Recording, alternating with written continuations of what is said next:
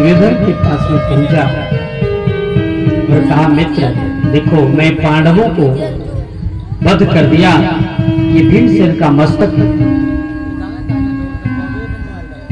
अश्वत्थामा ने जब भीमसेन का मस्तक को समझ करके उसके पुत्र का मस्तक को दुर्योधन के हाथ में दिया, दुर्योधन ने उस मस्तक को लेकर के दबाया, वह मस्तक चूर चूर हो गया।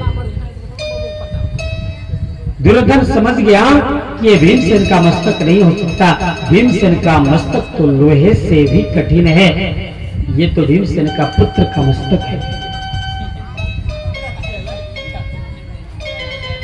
अश्वत्थामा, तूने ये क्या किया? कहा गया है ना, जो दूसरे के रास्ते में खदा खोदते हैं वो स्वयं खदे में पड़ जाते हैं। इसलिए हमें प्रयास करना चाहिए हमेशा दूसरों के। एक शिविर क्लास में एक पोएम में माने पद्य में लिखा है, कबीर तो रहीम कविता है ना, कबीर जी का लिखा हुआ वाणी में, जो तो के कांटा बुबई तू बोएता के फूल, फूल को फूल है बाको है त्रिशूल। जो तुम्हारे रास्ते में कांटा बोते हैं, वो वही कांटा उनके लिए त्रिशूल बन जाएगा, लेकिन तुम अगर उनके रास्तों में फूल बिछाओगे तो तुम्हारे रास्ते में फूल हुआ बिछा हुआ मिलेगा।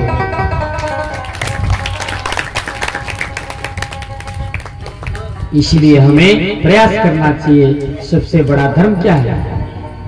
परोपकार।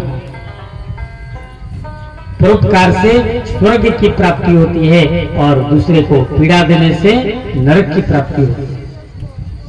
परोपकाराय स्वर्गाय पापाय परपीडनम। ऐसी वाणी और ऐसी व्यवहार कभी नहीं करना चाहिए जिससे दूसरे को तकलीफ हो, कष्ट हो। अगर हम शरीर से किसी को मेहनत करके किसी का सेवा नहीं कर सकते, कम से कम वाणी से तो कर सकते हैं। मधुर वाणी से उनका स्वागत तो कर सकते हैं। कुछ लोग वाणी का भी दुर्व्यसन माने